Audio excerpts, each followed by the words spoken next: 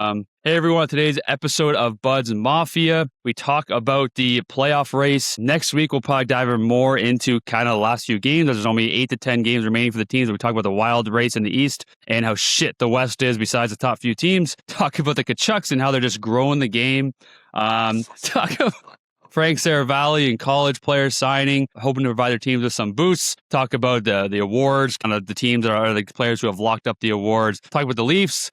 And his options, his opinions on the season, which he doesn't really give much opinions. Matthews and maybe certain trade destinations, if that's where the Leafs are going to. And then we talk about what's going to be the mayhem in Anaheim tonight. Then we briefly talk about the NFL, a little bit about the draft, a little bit about Dan Orlovsky and the NFL's opening in Australia, and then we wrap up with our golf draft, tease a little bit about the Masters, and then get into our betting segments. Comment, like, subscribe. Let's get into episode 62. Tavares coming out, sends it in a goal. They score! They score! Holy mackerel, they score! Morgan Riley! Mo Riley! The Leafs have won it! They're going to the second round! Gonna run for it, he got it! And there he goes! Inside the 10, the 5! Oh, the play of the year in the NFL!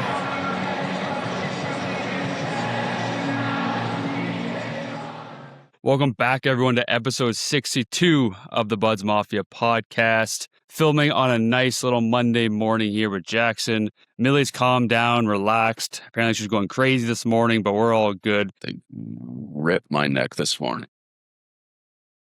It's the weekend before the old bachelor party, so we were just talking about that before we hopped on. Jackson didn't realize that he has Friday off, so that's a new advancement to the whole weekend, which is nice.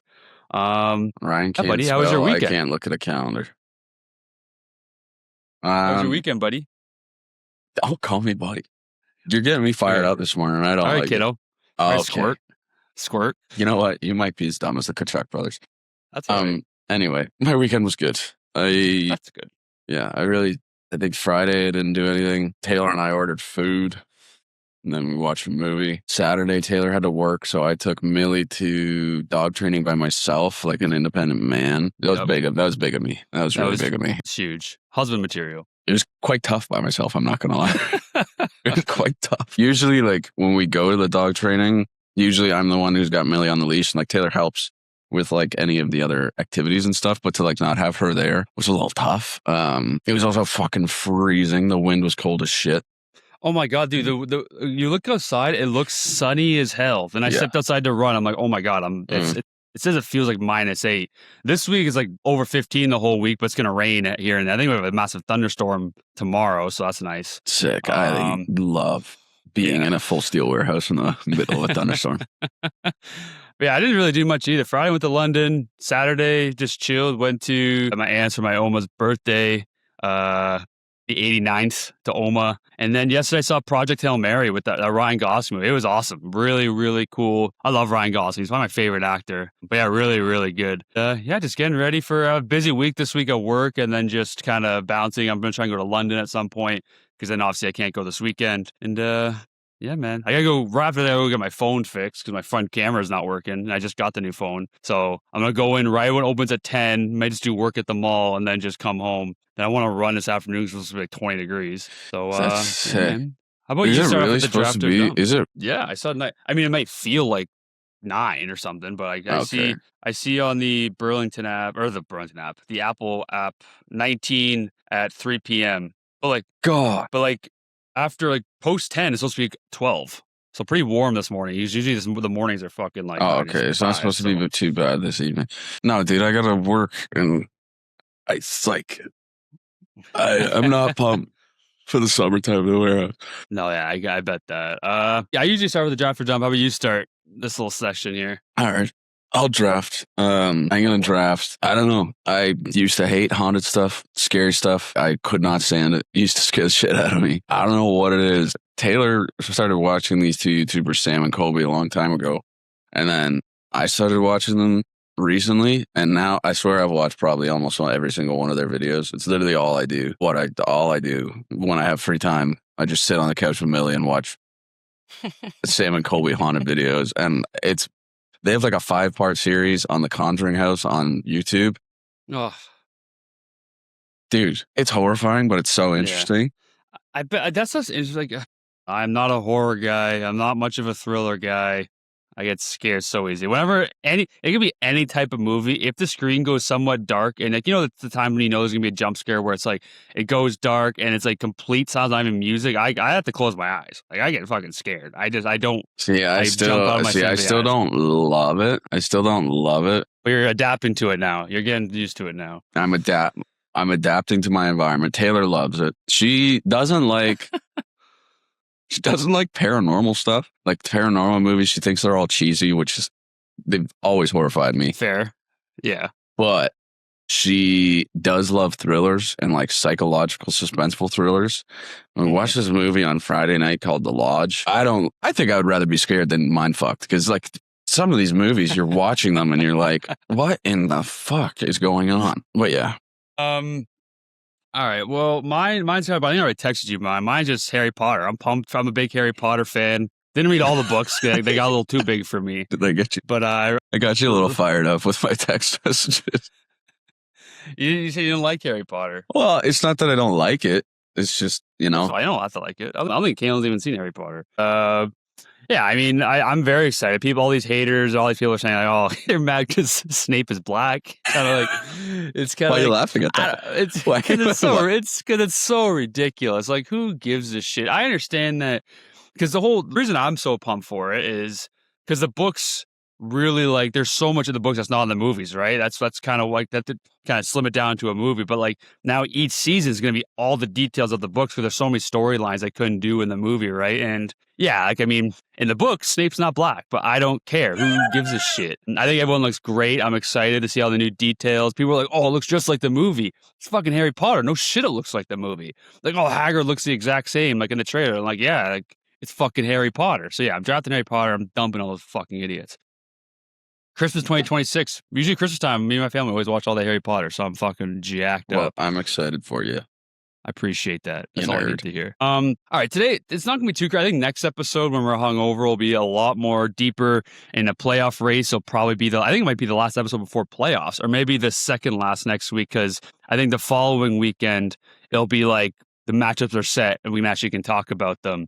But today, I kind of want to go through some of the playoff race or something. It's insane. Boston's kind of separated themselves a little bit. They have been. So I'm going to go on my phone because I don't trust my computer right now. It's scary. Tampa has passed Buffalo, but they're neck and neck. And Montreal's not far behind both Tampa and Buffalo. Tampa and Buffalo are at 98 points. Tampa and Montreal have a game in hand. Montreal's only 4 points behind. Carolina's won the Metro. That's pretty much given. The Islanders, after being kind of on a small skid because of how tight the East is, they're back in their second spot in the Metro now behind the Penguins. They're ahead of the Penguins. And then Boston, 92 points. They've kind of separated themselves from that 86-point group. And, I mean, could be nipping at Montreal's heels. And then Columbus has fallen short of that Metro top 3 spot. Ottawa's still in the hunt. Detroit is. Philly is. I guess you could say Washington kind of still is, but not really. Who do you... I think we said this last week, but you still pretty... do you think that's the 8 teams in the East you see, or do you think there's any changes? I think the only change, really depends on how Boston finishes out, and same with Montreal. I think they're both kind of on fire, other than Boston's loss to fucking Toronto the other day, which is, just ridiculous. But yeah, I don't know. I think the only changes you're really going to see is between those 4 teams, like Columbus, Detroit, Ottawa, Philly. Yeah. I don't really see Philly getting in, if I'm being completely honest. I think it's between Ottawa, Detroit, and Columbus.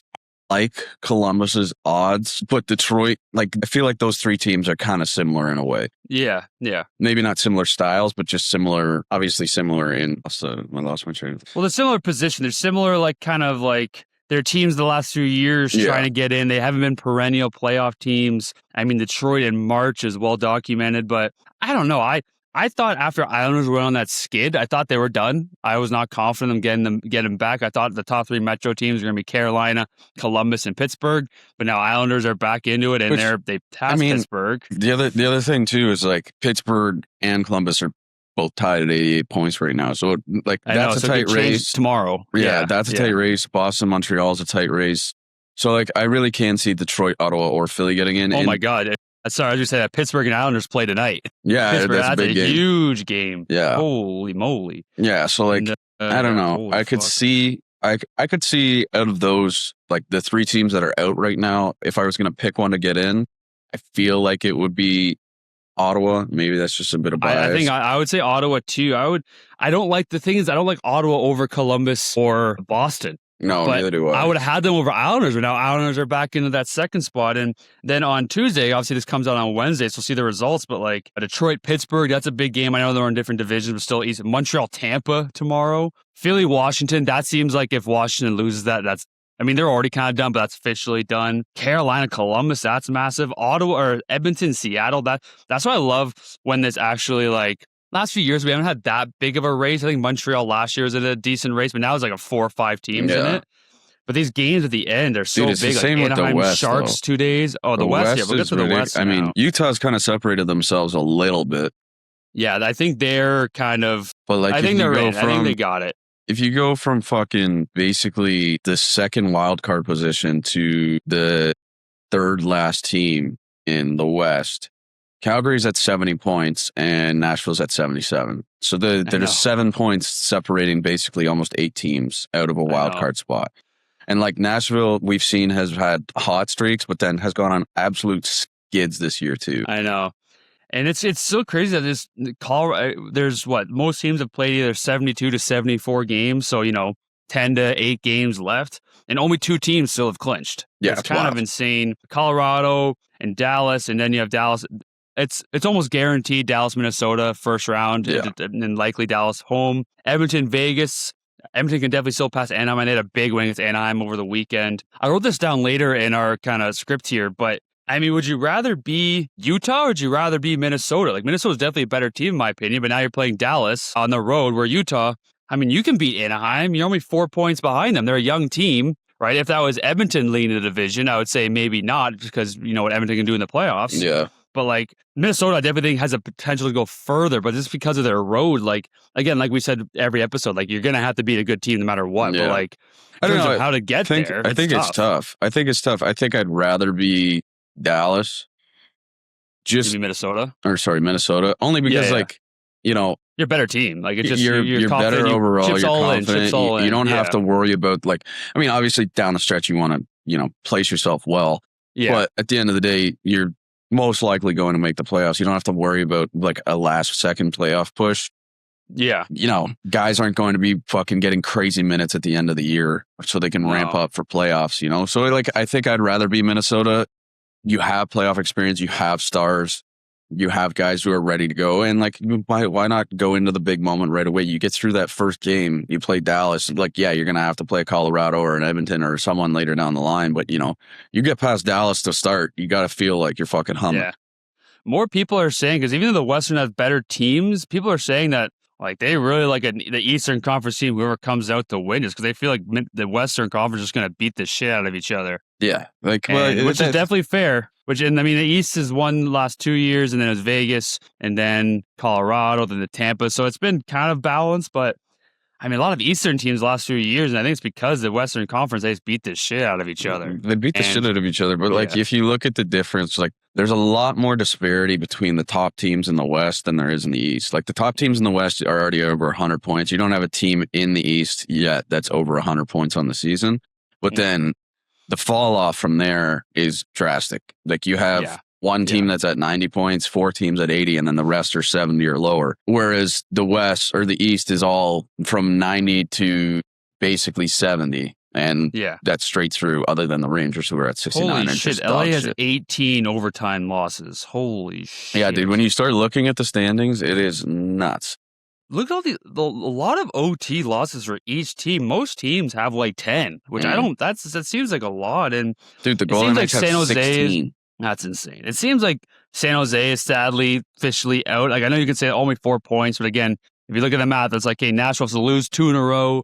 Then San Jose has to win 2 in a row, but there's other teams in your way as well. So people forget this time of year, like 4 to 6 points is a lot of ground to gain. Like that's a lot.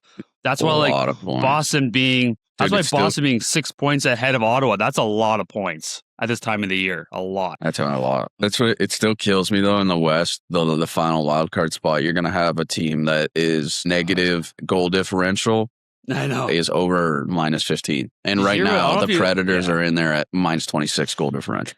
That's insane. I don't know if you heard us on Chicklets, but they said, like, because like the Pacific Division is looking like one of the worst divisions in history, the season by season. And all three other divisions have like plus, 60 to 100 goal differential combined. What do you think? Like, I don't know it's off by heart, but I'm pretty sure I know like the estimate number, what the Pacific Division's total goal differential is. Just a quick guess. What do you think it is? It's got to be close to -100.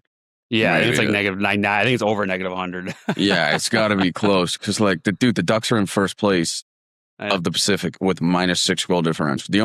Of the three teams in the top three, the Oilers are the only one with a plus goal differential. I think last podcast we did, they were +1. Now they're +7. Jesus Christ. Well, like Vegas, they're in third spot and they were leading division recently and they have 32 wins. They're not going to have 40. It's their first time in history not having a better win. With their last 10, they're fucking 3-5-2.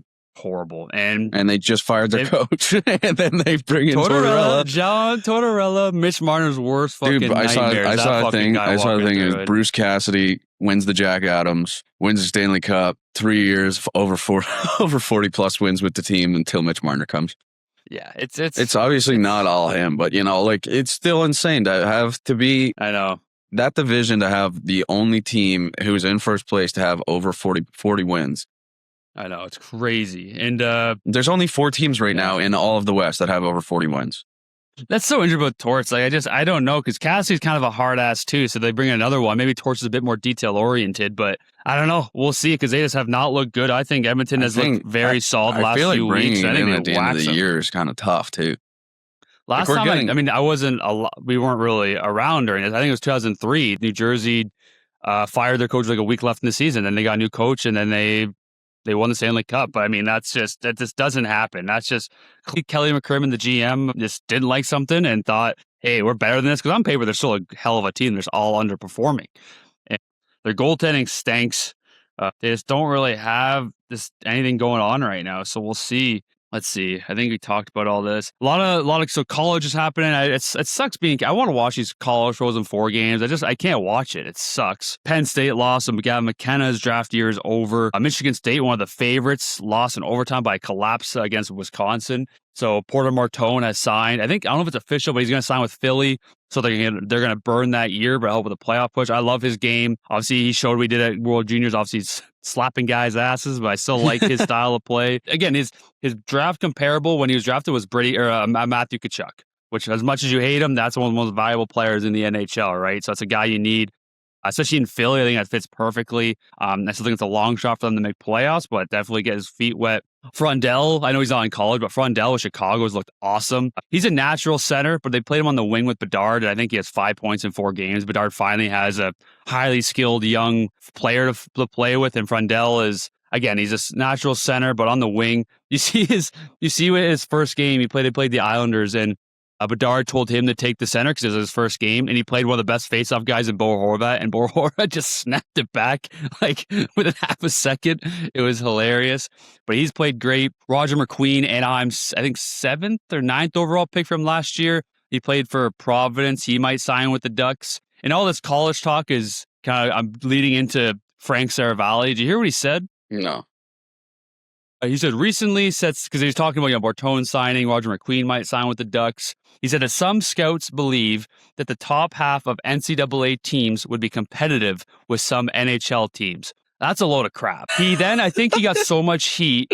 That he backtracked and meant to say AHL, which I used to really like Frank Seravalli. He's kind of turned into a clown to me recently, the last 3 years. I don't know if it's just because I'm bitter of USA Hockey getting better, which is probably true, but that's ridiculous. So first off, the NHL thing, Vancouver sucks. They have 20 wins. They would wax Michigan at the favorite. Like, Michigan's a hell of a team. They're likely going to win it or at least be in the finals. Vancouver would wax them, like absolute wax them. Yeah, like it's different. Pro hockey. And to me, even the AHL, I don't know who the top AHL teams. The Marlies are always pretty good. It's the AHL would wax them too. My dad always says, like, when Alabama is absolutely gross, he's like, oh, they go out there and beat whoever. Browns or whatever, the Jets. No, not even close. It's not. It's pro. It's professional. It's different. Yeah, you see, especially now with the NIL and everything too. Like, a lot of these players, like, there's definitely a lot more incentive for guys to work a lot harder because you can make more money.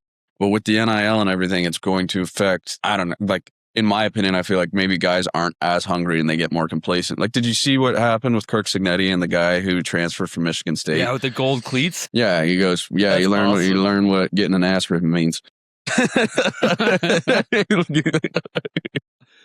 Oh God, it's not even close. Like it's professional Gold hockey. cleats. It's professional hockey. Like, why do you think James Hagen, the 7th overall pick to Boston last year, is not with the Bruins right now? He signed an. This is a big. We didn't really talk about this, but he signed an ATO with the Providence Bruins to play there, to try out there, so he wouldn't burn a year. And they just don't think he can compete right now with the Boston in the playoffs. So why do you think these top teams, and I guess BC kind of had a rough season, but they still had some talent. But like, dude, I think Michigan would fucking get waxed by the top AHL team, most of the AHL teams. So I think that's a ridiculous take, and he backtracked it immediately, and I still think he's wrong enough. Let's talk about. I want to talk about some of these.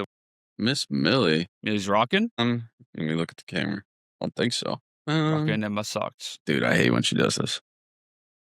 She's just standing, staring out the crate. Dude, sometimes she stares straight into the camera. It's so scary. It's so scary. All right, let's talk about some of these awards. I want to talk about the MVP. I was talking about this with my brother. I can't believe how much of an underdog McDavid is. Like, I think it's crazy. Like, Kucherov for sure. McDavid now has 3 more points than Kucherov. McDavid, I saw on some apps, he's like a plus 1,200. Plus 950 on FanDuel. Okay, so but I think it's crazy if you have McKinnon over McDavid for MVP. I think it's nuts. It's Kucherov on FanDuel. It's Kucherov at plus 105 and McKinnon at plus 115. Then McDavid at plus 950. To me, honestly, I don't hate if Kucherov gets it. He's been unbelievable all season. He's being talked in the same categories like Lemieux and Gretzky in terms of his point production recently. But look at what Edmonton has, and look at all the shit they've been through, and he still is going to have 140 points. Like, Draisaitl's out. He's finding ways. Savoie's come up and looked great, but it's probably a lot of it because of McDavid. Yeah. And I'm not saying I think he's a clear favorite. I'm more than okay with Kucherov getting it. I love McKinnon, but since Olympics, McKinnon has somewhat slowed down in terms of what he was doing pre-Olympics. See him getting fucking super mad on the bench, and then he fell over. That's him. That was so funny. Getting so mad. Yeah. He immediately falls over and stops yelling. I can't believe how much of an underdog McDavid is. I think it's nuts. All right, let this doll get it. Yeah, I mean, I think it's Kucherov's, even though him and McKinnon are really close. But I think McDavid should definitely be more in that conversation besides being a plus 950 or plus 1,000 on some apps. For us, I think Werenski has it cleaned up. I think most apps he's like minus 300 or better. Sure. Yeah, Calder Schaefer's like a minus 2,000 at this point. I think it's just. You still think it's crazy? About it. At this point, no. I wonder if it still says the thing about everyone else. Versus the field? Oh, yeah. For sure it is. Yeah. Vesna, I'm seeing most of it being Sorokin. I think Vasilevsky is leading in some, but I think Sorokin, he's been insane. Rocket, I mean, it's more like Nate has 48. I think Caulfield has 46, but we'll see. Jack Adams, people are mad at Biz because he didn't have Lindy Ruff in the top 5. I think he just wanted to be different. I think Lindy Ruff's on minus 160. I mean, John Cooper's up there, though. No, I think I think Cooper, and then this year has been so tough. You can have Rick Bowness for Columbus, but he hasn't coached that many games because he came mid-rate. Yeah, he's a Dan plus. Muse on Pittsburgh for sure. Yeah. Well, right now it goes Ruff, Cooper, Bowness, Muse, Jake Bednar, and Glenn Gulitson. That's at least on. Hey, put the fucking crock down. Sorry. Don't yell Millie like that. She does not like Lindy Ruff.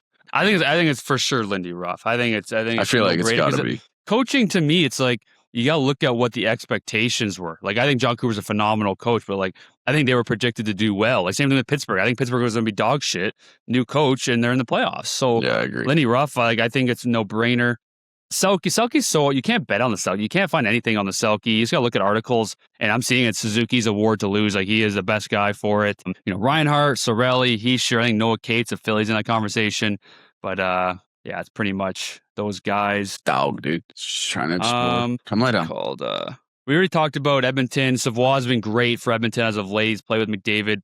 He's gotten a lot better throughout the season. Let's see, what numbers is he actually? I know he's like 6 points his last 10 games. He's played great in some clutch games against Anaheim and Vegas. He's just a speedy winger. He was a part of that Ryan McLeod trade last year. Yeah, I mean, 31 points, 74 games. I think as of late, he's been really solid. So it's good for him. And I mean, McDavid needs like a speedy winger who can capitalize. I think he's been great. Yeah. Before we talk about, we're not going to talk a lot about the Leafs. There's not much to talk about, but I'm going to text you this thing right now. I want to get your live reaction to it. It's another Tkachuk hate thing. So, today, I mean, we're filming this on a Monday, so it is March 30th. This comes out on April 1st, April Fools. So the Tkachuks, I just texted it to you.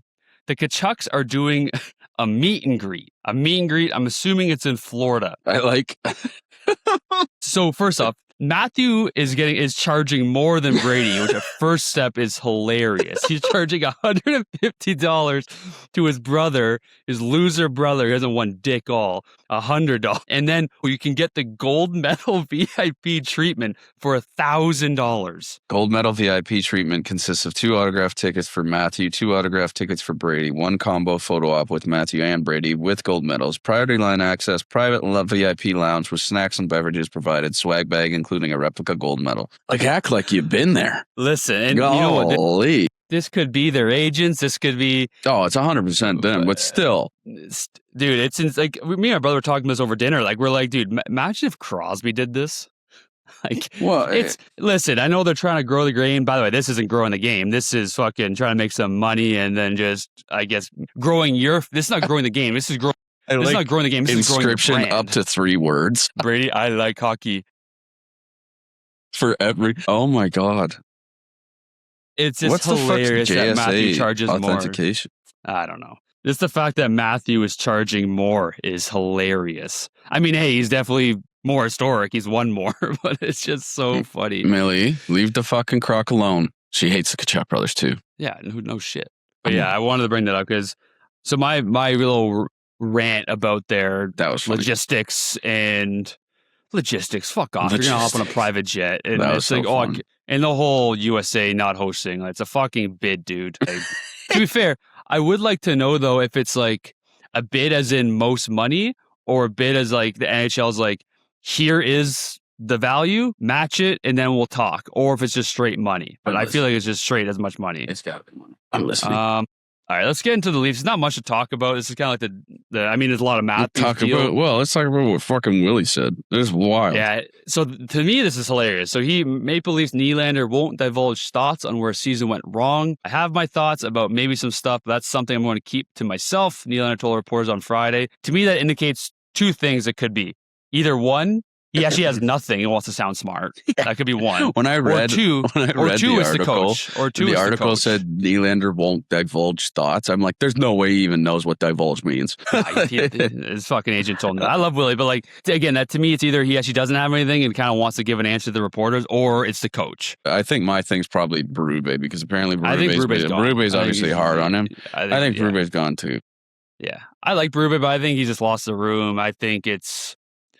I mean, again, the game against St. Louis where we lost 5-1, and again, I think I don't know how many shots we let in. He finally praised the goalies because he was shit on for maybe talking shit about the goalies. That St. Louis game was terrible. Obviously, they had a big win against the Rangers, where the boys played solid. They played great against Boston. Cowan goes after Zadorov, who's basically fucking the Rock Johnson out there going after. Yeah. So that's kind of what I think Nylander's talking about. We can talk about Matthews now. Darren Dreger had a quote that kind of went viral. What if Toronto can't convince Auston Matthews that they can turn this thing around in a real quick fashion? What if Matthews goes to them? He's got 2 years left on his contract. He says, that's the way I'm feeling right now. I think I'm going to extend here. If I'm Kenny Holland, LA Kings, talking to him, blah, blah, blah. The 2 teams I'm hearing the most is LA and Utah. I've heard LA for years about like if he ever would leave here. I would rather Utah because that means the return would be phenomenal. LA, I'm not confident in what the assets they have. They already traded their assets to New York for Panarin. I don't think they have another prospect besides Greentree. I could be completely wrong. If it was LA, it would have to be Byfield, which I like Byfield. He's still young. He's a Toronto kid, but he hasn't really flourished as that 2nd overall pick. They have Brant Clark. I don't think they would trade both those guys for Matthews. But Utah, they have Tijagila, who I would love. They have Shimashev. They have Caleb Dozen. Yeah. Like they have Utah has 2 top 5 overall picks. They have draft picks. They have a top 10 pick defenseman. I think we're talking about Shimashev, Tijagila, and a first for Matthews. LA, like, it'd have to be Byfield and maybe a first, but I don't think they have many other assets besides that. I don't think they would give up Byfield and Brant Clark, like what I said. And again, I don't want any of this to happen. I want him to stay. I've heard a lot more rumblings of that he could potentially be gone, though. Yeah, I have to. And I think Elliot Friedman has 32 thoughts has said multiple times about like this is a massive offseason because see some changes. I think the most likely is Nylander's gone. I think that's most likely. If we trade Nyes, I'll lose my fucking mind. Like if it has to be like an overpay, like it has to be like 2 firsts and a solid ready now like top end prospect. I know that's people are like, oh, that's a lot, but like that's just I don't want to get rid of him. Like I'd rather keep Nyes over Nylander. And really, honestly, at the end of the day, I don't really want to trade anyone. But I don't hate the fact that they need some massive shakeup. They need it. Like it's just, the MLSC and Toronto whole organization, they believe they can still win with some of the pieces they have. That's the also thing with Toronto and LA and maybe even Utah. It's even trading Matthews, yes, that may enter somewhat of a rebuild, but they don't want just draft capital. They'll want players that can play and shake things up, right? So we'll see. It's a big offseason. You can tell when I'm kind of done with the season because I usually have a list of the Leafs' next few games. Didn't write those down. Didn't care. Let's see who they have, though. I know all the Anaheim games tonight, and Gudas, he might be playing. I hope he's playing. All of my... Yeah, well, he apparently was walking around in a boot, but then they interviewed him, and he said that he really wants to play and that nothing will stop him from playing. That's like all of my bet the farm, so... I hope they go after him. I hope they fucking take like Cutter Gautier's legs out. I hope they do that, too. 2 games. Millie's rocking as usual. They're on a West Coast. You know what she's been doing? In L.A. She keeps ringing the bell like she's got to go out, and then she just sits and stares out the glass window and waits for other dogs to walk by. But we're 8 floors up, so she'll just be staring down straight like this. I believe I can fly. I don't know. I don't really have much else. No, we can get to that was a good little discussion there. There's not really much for the NFL. No, Mark Hamlin's back. Yeah, whatever. There is... You want to talk about Darren Orlovsky drama?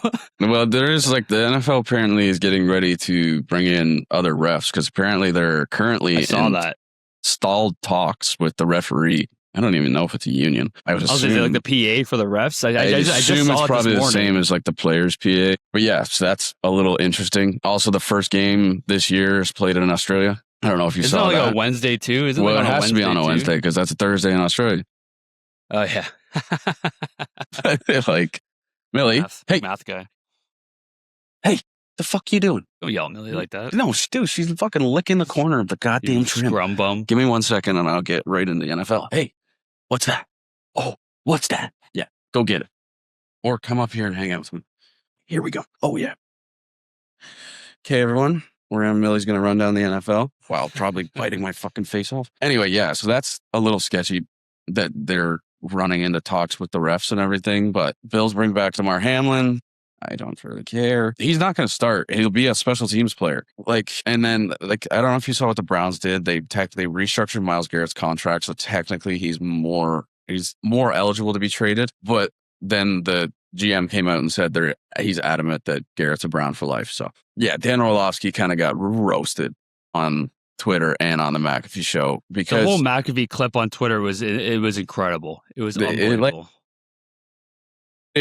Ty Simpson is really good, that's for sure. But to say what games has Mendoza played is wild. And he's trying to dissect the game so much, and he's like, the score was 13-3.5 and it ended 13-10. It's like, okay, so they won. They won the game. And it's like I understand like touchdowns, but it's like you made big throws on third downs, and again, I'm not on the last QB analysis here, in the NFL and ran out of back of the end zone. You know, at some point, a QB's got to be a game manager, and to say that Mendoza didn't try everything to, maybe he had some faults in that national championship game, they still fucking won. Who cares? He's a dog. That fucking fourth and third touchdown he had. Like, are you fucking kidding me? Yeah. So, I still think it's like Mendoza's one. Simpson will be up there for sure, but there's a lot of... He could be a late first rounder or early second. Yeah, there's not really a lot of great stuff in this draft. And I guess that's when I was going off of what the Dolphins got back for Jalen Waddle, this is not really the year you want all of that draft capital back. Yes, there's a lot of good pieces in this draft, especially defensively when you look across, the SEC and the Big Ten. But next year is going to be insane. So, I don't know. It'll be interesting to see what happens. As for other NFL news, the game in Australia is a little weird. I think it really kind of sucks for the players. First game of the year, you go to Australia. It's like a fucking 21-hour time difference, and then you come back and you play a game the next week. So, I don't know. It's going to be tough. They're going to have to go there really early, too. And I think it's Seahawks-Rams, which is a sick game to start the season off with. Yeah. it'll be interesting to see. But yeah, I don't really got much more for the NFL. No, I agree. And yeah, no, well, I think when the draft's like end of April, I think, the NFL draft? Usually the end of April. We'll we'll talk more about that, yeah. Yeah, we'll start gearing up for mock drafts and stuff. Something I forgot to bring up when we were talking about hockey was I want to talk about Montreal. And there's some talks recently of like who's the Mecca in the hockey world, or Montreal or Toronto. I think it's no brainer, Montreal. Yeah, we posted a video recently of us hyping up Montreal and the contracts and the future and everything. It's the nicest Montreal fans have ever been to us. Yes, but they also throw shots of like, yeah, better than your fucking Leafs. It's like, yeah, no shit. Yeah, thank you. It's crazy. Like, it's on Instagram from that post. It got 50,000 views, 2,000 sends. It has like over 1,000 comments, and we gained like almost 100 followers just from that post. On TikTok, I think it's at 50,000 as well. Same thing, gained like 50, 60 followers. Like, Toronto's huge. I think Toronto, organization wise, is maybe worth like a tad more than Montreal. I think they're both worth like $4 billion. But in terms of fans, yeah, well, Toronto's like huge. First goal of the playoffs in Bell Center versus Scotiabank is not even close. It's a jet engine. My problem with Toronto is you have the MLSE, which the MLSE is obviously great for these organizations, but then you spread yourself a little thin, and like the Leafs are what are bringing in the money. Millie agrees. The Leafs are what bringing in the money. The Argonauts are not bringing in the money. The fucking like the Blue Jays, yes, but like I think the Blue Jays. Shout out Blue Jays too, dude. Incredible starts, dude. I am pitching has been unbelievable. Fan. Oh yeah, I'm watching. Never over 50 plus strikeouts. Dylan Cease, baby. Dylan Cease, what gross. And also Boba getting booed. He is swinging at nothing. I think he's 1 for 8. Yeah, he's swinging at nothing. But yeah, like you're spreading yourself a little thin. And in Montreal, the history around that, like the history around the Leafs program is insane too. But you look at Rocket Richard and all these other players, like those people are live and die by the Habs jersey. Doesn't matter where you are, doesn't matter where you go. Like, dude, it's kind of, it's not the same scale, but like the Saskatchewan Roughriders in the CFL, you could go to like Hamilton versus Toronto Labor Day Classic game. Pretty big rivalry. There'll be a Saskatchewan Roughriders fan there, head to toe, have a watermelon on their head. You could go to a fucking Toronto versus Ottawa game or a Toronto versus New York game. There's going to be a fan in the stands with a Habs jersey on. Like, it's just, and you see the same, like, with Leafs fans and everything. And we're obviously Leafs fans and we're hyping up Montreal again. But, like, what they've done with their program and what we talked about last week with the contracts and how guys want to play there. And, like, that team is a team mentality. Like, you want to be in that locker room. It's a group of young guys who are hungry and they want to get after it. Whereas Toronto, we've been on the same kind of wavelength for the last where we've been close. We got past the first round. We got into the second round. We've been close, and now we're on a bit of a dip, and now you need to refine that identity. And I think when we talked at the beginning of the season, the Leafs, what I was saying was the Leafs needed to find their identity without Marner. I don't think they ever really got there this year. I think that was a big problem, is they never really got to what the kind of team they were going to be, whether they were going to be the dog that, kind of just bullied you, or they were going to outskill you. And I think that really struggled. That was like real struggle for them, Yeah. I agree. So, I just want to throw that out there. Let's wrap up with the golf and the betting here. I won again, 2 in a row. So I'm 3-6. I'm picking first for the Valero, and then we got the Masters the week after. Always good to see the Valero because the Masters are around the corner. I think we said before this, I'm picking first. A good golf question for you. It's a golf question. Write this one down. First off, shout out Gary Woodland. I don't think there's a dry eye watching that video of him winning. That's crazy. Him PTSD for having a brain tumor. I don't know if you saw his clip he was on the latest season of Full Swing. It was a very emotional episode, so seeing him win was awesome. But yeah, buddy, what's your question? If you had to pick one tournament to play in and you think you could give yourself a decent shot, you'd start 15 under. You start 15 under, you pick one tournament to play in, and you think you have a decent shot to come in the top 10. What tournament do you think it is? Could I say the Open if it was like St. Andrews? Sure, you can say what you want. Everything else is the same. You play from the tips. Everything else is the same. You start 15. Well, maybe we'll do 20 under because 15 under is going to be a little tough, I think, even still playing from the tips. But 4 rounds? Yeah, 4 straight rounds. Oh, I'm not winning dick all. No, I didn't say win. I said top 10. Oh, top 10. Still. I mean, is it dumb for me to say, the Open at St. Andrews? Like, just because of I feel like that's a little dumb. Really? Like, it's never really a wide open. I know the course. conditions. Yeah, that's true. Like, I'm trying to think of what are some well-known, like, easy courses? I would say the RBC. Like, I don't think RBC, Canadian yeah. Open.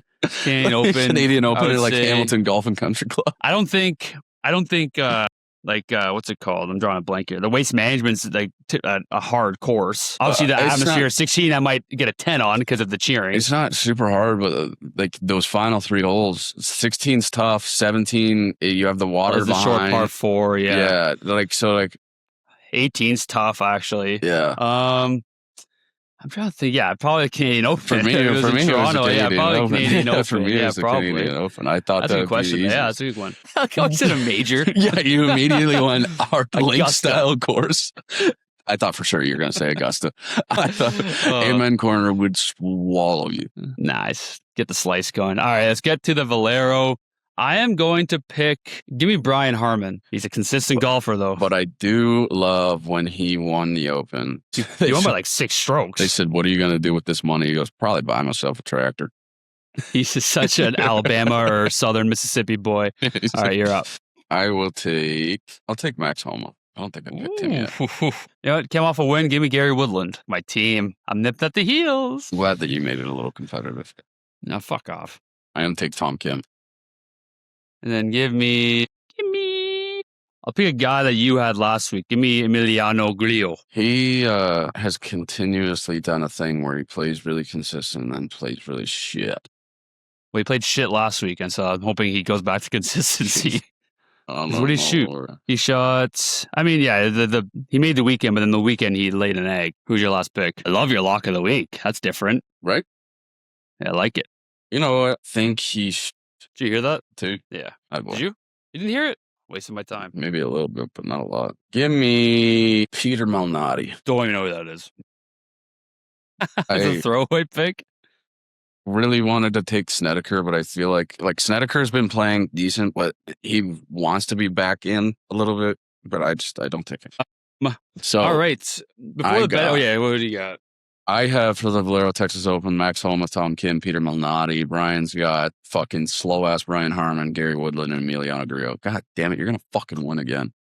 If I'm like solo walking down, like if I'm walking solo for your wedding, can I like just do this down there? Taylor will absolutely love that. Taylor does that all the time.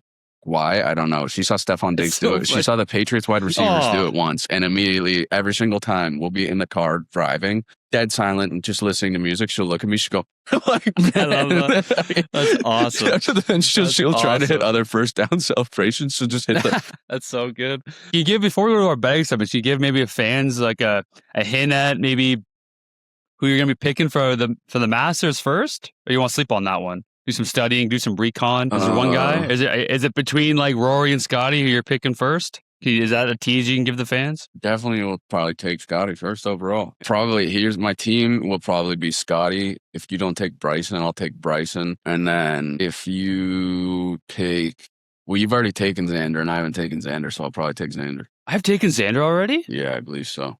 No, I haven't. No, I have not. No, I have not taken Xander. Don't Xander. you? Yeah, you didn't add him in. He definitely took Xander though. No, I'm looking at all of our lists. Yeah, fuck you. I was like, did I pick Xander for the Texas Open's Children's Hospital? There's no fucking way. Because my picks, if you're gonna pick Scotty, I'm likely gonna do Rory and Xander. If you don't pick Xander second. Yeah, it's not a snake draft, so that's fine. But you said Bryson, so I don't know if you had Bryson. Oh, John, if your team's Scotty, Xander, and Bryson, oh my God. Yeah, all right. Yeah, but that's the thing, too. You don't want to fuck yourself over because it's the first major. So it's the first major. You still have 3 more. Well, I'm going based off what you do. If you go 2 heavy hitters, so will I. So it depends on what you do. Yeah, well, that's the thing. This year, I don't really care as much. Like, it's not that I don't care. I just, Rory won last year. Majors are also a good time to do some of those live guys, too, because they can't do anything else. It's only majors, right? Yeah. So that's why it's good to usually choose Brooks. some of them. I want to say, I already took Brooks, but, I got Brooks. Oh, Brooks has been playing good, too. Yeah, Brooks, he just needs to figure out his putting, but. It's crazy. Everything else is perfect. It's just his putting. And his driver's been a little bit weary, but. All right, let's wrap up. I had my lock of the week last week. It was the Sid and Nate point. Got that. The Avalanche play Vancouver on Wednesday. And there's some teams, like the best teams, sometimes they struggle against those weaker teams. Colorado's not one of them. They fucking dog walk a team who's not in the playoffs. That's like a 6-1 game. He's got Nate anytime. Really, if you want to be crazy with it, right now he's at 48 goals. If he doesn't have anything by then, to get the 50, I do like 2+ goals. I'm just going Nate anytime, Makara point, then Avs money line against the Canucks. I'm just going Tommy Fleetwood top 5 in the Valero Texas Open. Love it.